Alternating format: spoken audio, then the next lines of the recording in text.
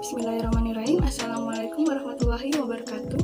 Balik lagi dengan saya Putri Rahmadani dari Universitas Pancasakti Bekasi, Fakultas Ekonomi dan Bisnis Prodi Manajemen. Di sini saya akan menjelaskan tentang strategi bisnis digital dengan dosen pengampu saya, yaitu Ibu Cynthia Anissa Putri. Selamat menyaksikan. Definisi strategi bisnis digital. Strategi digital adalah proses menentukan visi, tujuan, peluang, dan aktivitas terkait organisasi untuk memaksimalkan manfaat bisnis dari inisiatif digital bagi organisasi. Menurut Johnson dan Seklos, mendefinisikan strategi sebagai arah dan ruang lingkup sebuah organisasi dalam jangka panjang yang mencapai keuntungan bagi organisasi melalui konfigurasi sumber daya dalam lingkungan yang menantang untuk memenuhi kebutuhan pasar dan memenuhi harapan pemangku kepentingan. Strategi digital bisnis adalah suatu pendekatan di mana penerapan teknologi baru pada aktivitas bisnis yang ada dapat mendukung dan mempengaruhi strategi bisnis dan memberikan keunggulan kompetitif. Pendekatan dalam strategi digital manager. Pendekatan dalam strategi digital. Manajer pendekatan dalam digital proaktif membutuhkan lompatan ke hal yang tidak diketahui. Pada saat yang sama, ia memiliki potensi untuk pindah ke area baru dan memodifikasi bisnis yang ada dengan teknologi baru. Beberapa pendekatan dan pertimbangan untuk membuat campaign yang efektif bagi bisnis. Yang pertama, stay nimble. Melakukan strategi digital marketing adalah tentang trial and error. Meskipun rencana yang dibuat sudah dengan matang, pasti ada saja satu dan lain hal yang terkesan kurang. Oleh karena itu, sebuah campaign harus fleksibel.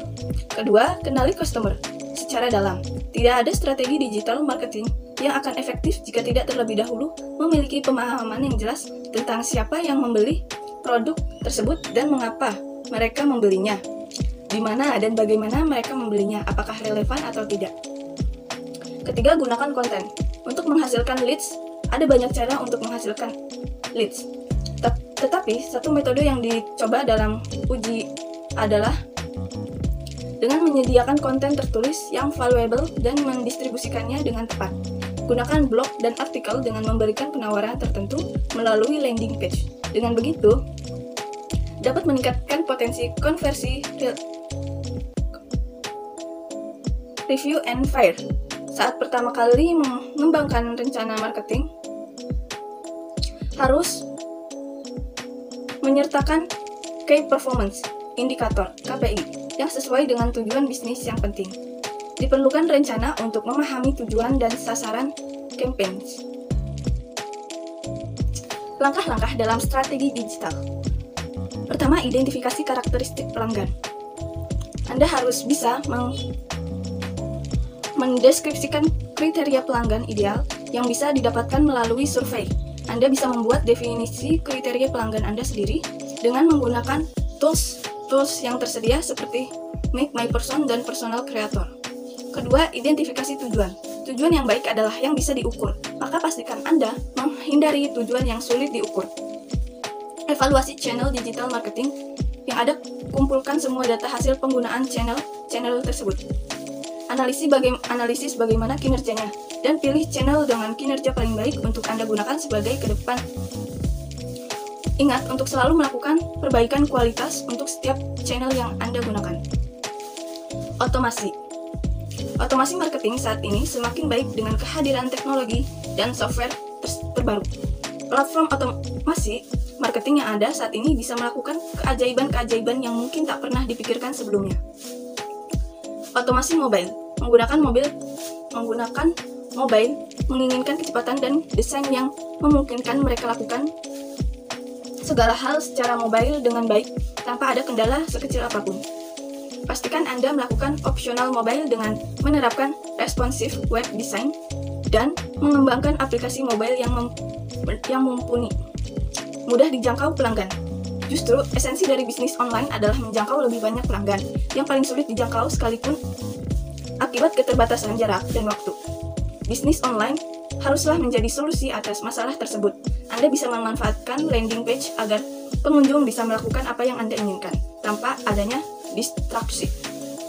Buang elemen-elemen yang sekiranya akan mengganggu proses. Gunakan teknologi yang tepat. Anda membutuhkan tools dengan teknologi yang tepat saat ini, misalnya teknologi otomasi. Tools lain juga tersedia, misalnya tools untuk membantu Anda mengidentifikasi goals atau tools untuk melacak asal pengunjung Anda. Buat keunikan Anda sendiri. Bisnis Anda haruslah unik supaya pelanggan mudah mengingatnya. Ini artinya bisnis Anda haruslah berbeda dengan kompetitor Anda. Anda dan kompetitor mungkin bergerak di bisnis yang sama. Cara ini akan membuat bisnis Anda menjadi lebih mudah dikenal dan mendapatkan pasar. Ia juga tidak akan mudah tenggelam ke tengah ketatnya persaingan. Strategi inovasi. Pengertian strategi inovasi merupakan sebuah bentuk dari pengembangan strategi untuk kategori jasa, model bisnis baru atau produk yang akan merubah pasar dan memberi nilai baru bagi pengguna. Hasil dari strategi inovasi sendiri akan sangat bernilai bagi organisasi karena akan memaksimalkan manfaat potensial. Tujuan strategi inovasi. Ada 2 tujuan strategi inovasi yang bisa Anda terapkan. Yang pertama, meningkatkan kualitas, memenuhi kebutuhan dan keinginan pelanggan. Hal yang harus diperhatikan dalam strategi bisnis. Sebelum menerapkan strategi bisnis, Anda juga perlu memperhatikan kondisi bisnis Anda. Untuk mengetahui kondisi perusahaan, Anda dapat melakukan analisis. Salah satunya yang mudah yakni analisis SWOT.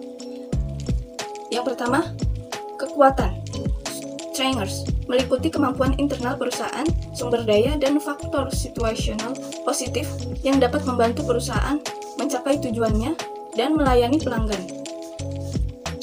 Kedua, kelemahan, weakness. Seperti apa saja keterbatasan internal dan faktor-faktor situasional negatif yang dapat menghalangi performa perusahaan.